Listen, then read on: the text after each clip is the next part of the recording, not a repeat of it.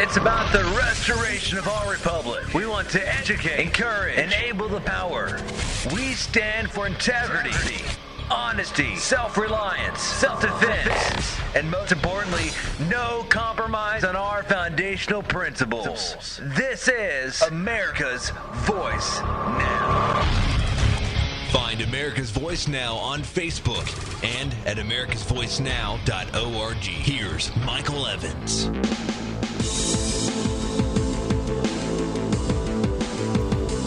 Good morning, America. Thanks for riding with us. You're listening to America's Voice Now. Glad to have you with us. If you're catching us live on our website, that's great news. Glad to have you on there. If you're capturing us on Patriot FB, I'm also happy to see you there. We cover articles and stories every day that are pertinent to what's happening around us in the world, and we're glad to have you on here. We are in the third of four segments this morning, and the topic for this morning, or this particular segment, is that we're going to expose something which most of America isn't aware of. And the reason they're not aware of it, unfortunately, is because it's been withheld from their knowledge by, traitors over in the mass media and in our own government, frankly. And so it's time you knew, but I got to tell you, it's not good. And I'll be honest with you, I didn't know this. And why it's only coming out at this late stage in the game, because it's one, it's very disturbing, and two, it changes the footing on which we stand regarding the Ukraine. The United States, Great Britain, and Russia agreed in a pact back in 1991, quote, to assure Ukraine's territorial integrity. You hear that wording again. To assure the Ukraine's territorial integrity. They did so in return for the Ukraine giving up the nuclear arsenal that it inherited as a result of its breakaway from the Soviet Union. Now, 1991, the Soviet Union was coming apart like a cheap Chinese suit in the rain. The thread was, for all intents and purposes, dissolving. In the republics, if you recall, they were beginning to be called the breakaway republics, right? And they were each declaring independence and what have you. The issue was that the Soviet Union had poured an enormous amount of nuclear weapons into many of these nations as part of their, border security program.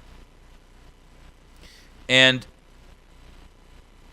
once these breakaway republics declared their independence, we were concerned, as we should have been, and the world was concerned, about the fact that whatever government was in charge of these breakaway republics, they had possession of nuclear weapons that, frankly, we didn't want to see a nuclear proliferation with a bunch of brand new countries that had nascent, new governments, whether they were democratic or totalitarian, didn't make any difference at that point. The point was that, that's instability, right? And the last thing you want is the term instability and nuclear weapons to be used in the same sentence. I mean, let's be real. So, with a bunch of unstable governments out there that were, birthing for all intents and purposes, right? After 70 years under Soviet rule, we were concerned. And so the United States, Britain, and Russia went there and, assured the Ukraine that we would protect their territorial integrity. Now, their territorial integrity is, I don't care how else you define that, but that is the borders of those nations. Now, there's a member of the Ukrainian parties that are currently vacillating back and forth in Kiev, and basically here's his quote: "We gave up nuclear weapons because of this agreement. Now there's strong sentiment in Ukraine that we made a big mistake. Here's the problem. And it's multifold. One, if we made a promise and gave them an assurance that we would help to defend and protect their sovereign borders and their territory, specifically against Russia, by the way, then we have walked back on that promise. We have broken our word. Two, I can't tell you, and I really don't know, this is in USA Today, if I know that as late as 2002, they were still destroying these weapons. Are there still any there? I mean, who knows? Three, their argument back then, the Ukrainian argument back then, in trying to not, give up these weapons, was that we need them to protect us from Russia, who would seek at some point in the future to try to recover and retake the Ukraine. Boy, didn't that happen.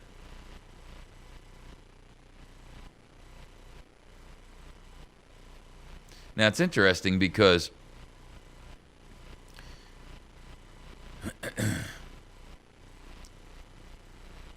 the argument that they're couching to us now is, you assured us that you were going to be helping us and protecting our borders, and now you've dropped the ball. And so we want our nuclear weapons back.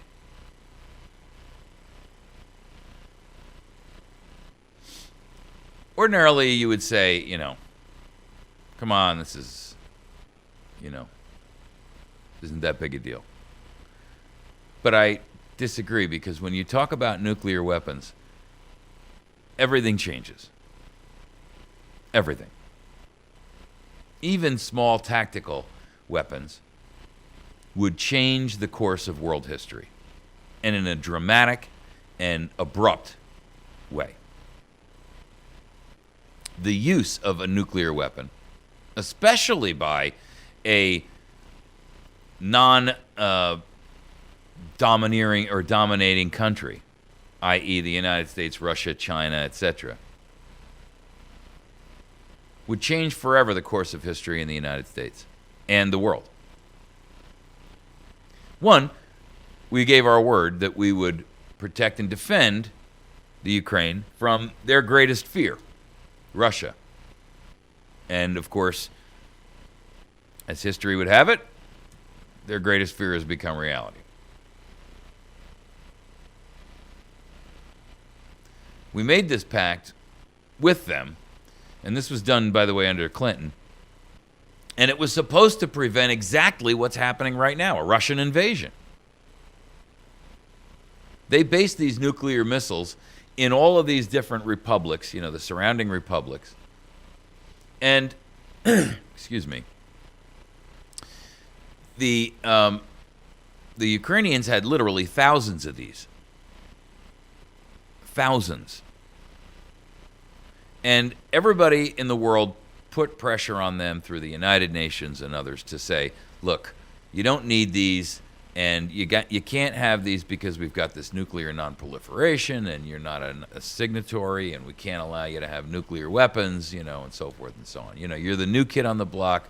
You're wet behind the ears. You don't have a stable government. Give these weapons up.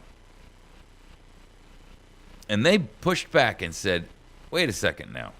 Our concern is that if we don't have these weapons, Russia can come back in here and, reverse our independence, essentially.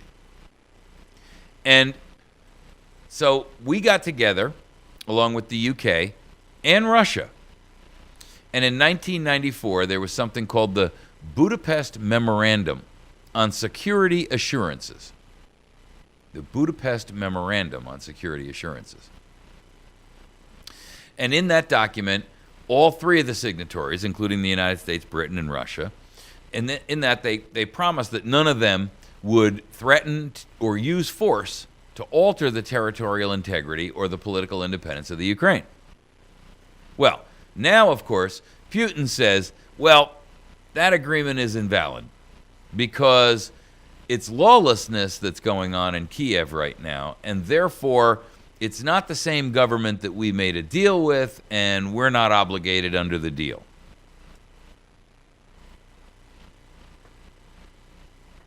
How do you expect a thug to hold up a contract? I mean, this would be like going to the mafia and saying, you know, the Spaghetti family and saying, yo, hey, sign this contract here that you guys are going to do everything by the law from now on. Hey.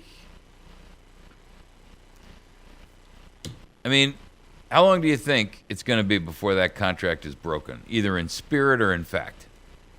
And, I mean, I don't know if Georgia was a part of that. I'd be interested to read that article about that. I didn't have enough time this morning to look that up. But I'd be interested to see if Georgia was a member or was a signatory of the Budapest Memorandum on Security Assurances. Odds are pretty good it probably was. And that happened under Bush's watch, by the way. So never let it be said that, you know, the Republicans are strong. Yeah, right. That's why he owns half of Georgia, too. So this pact is, you know, based on international law, but there's no teeth to it because, you know, there's nothing that says that, you know, like a NATO agreement, that if you're invaded, we all have to jump in on your behalf. That doesn't say that. But the point is that we've effectively stated that we would, excuse me. Well, I'll tell you what, I'll give you a quote right out of it. The memorandum requires that the signatories, quote, consult in the event a situation arises which raises a question concerning these commitments. That's pretty weak. But the Ukraine gave up thousands of nuclear warheads based on that statement. Now, we don't know what was promised to them verbally, you know, off on the side to try to get them to acquiesce to this, because I can tell you with a clause like that in an agreement, no, it ain't happening. There ain't no way that I would be willing to put and pledge, you know, I wouldn't pledge my dog's next bowel movement on that, much less my nation. So, at this stage in the game, Putin's in, for all intents and purposes, 100% dictatorial control of Crimea. And Putin is, you know, the bad boy of politics, right? And he's throwing out there that the commitments are irrelevant because the Crimea is his because of the coup in Kiev. And that's created, quote, and this is Putin's statement, that's created a new state with which we have signed no binding agreement. So where do we go from here? Because, you know, we're out there saying, hey, listen, Russia, you got to stick to your agreement. You got to be bound by your word.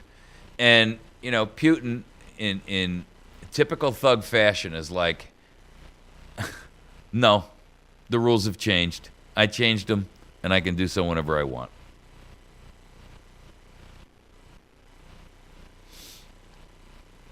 Obama's talked to him on the phone. I would give anything to listen to that phone conversation. I really would. I would love to hear that conversation, or any conversation between President Obama and Vladimir Putin. Because I got to tell you, it would be,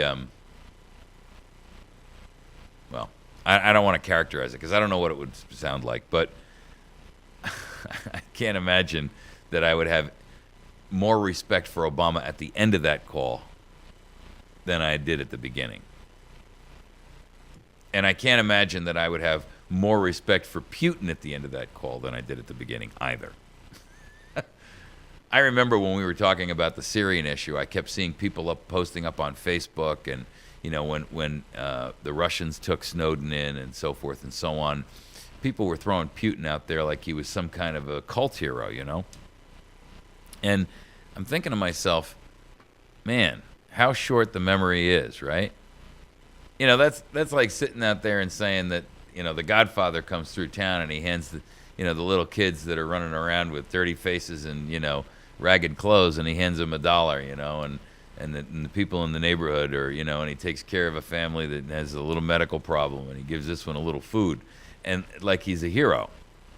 But meanwhile, he's amassed wealth that would buy the neighborhood, and he's killing people left and right. As if there's some moral equivalency there. And that's what Putin reminds me of, the Godfather, And people fall for that. Some of you may have fallen for that. Ask yourself, did you? And if you did, then one of the things I got to ask you to ask yourself, I don't want you to voice it to me, I just want you to ask yourself this, is why was I so easily swayed?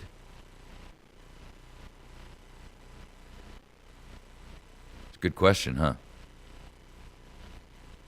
If for a moment it entered your mind that Putin may have been,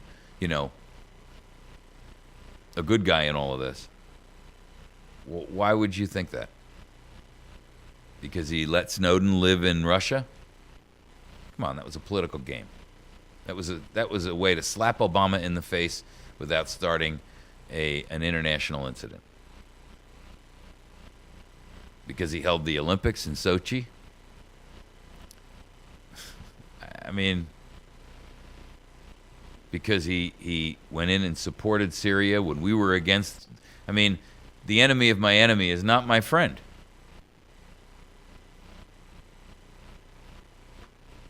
Tell you, we didn't belong in Syria, but Putin was playing a political one-upsmanship game against Obama at that time, and anyone who thought that because he went in there and saved us from our own folly, that gave him some level of credibility, would be fooling themselves.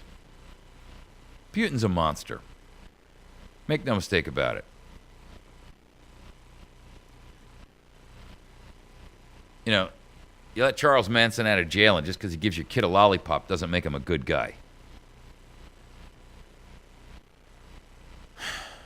Now, of course, he's using the argument that ethnic Russians are in Crimea, and that he has a right to go in there and protect them and their interests, which is a lot of hogwash. I mean, it may be a 60 percentile ratio of Russians living in the zone, but there's nothing in there that says that these people were about to be ousted from their homes or lose their businesses or be assaulted or attacked as some kind of a minority under, some Kristallnacht or some other nonsense. That's a bunch of nonsense.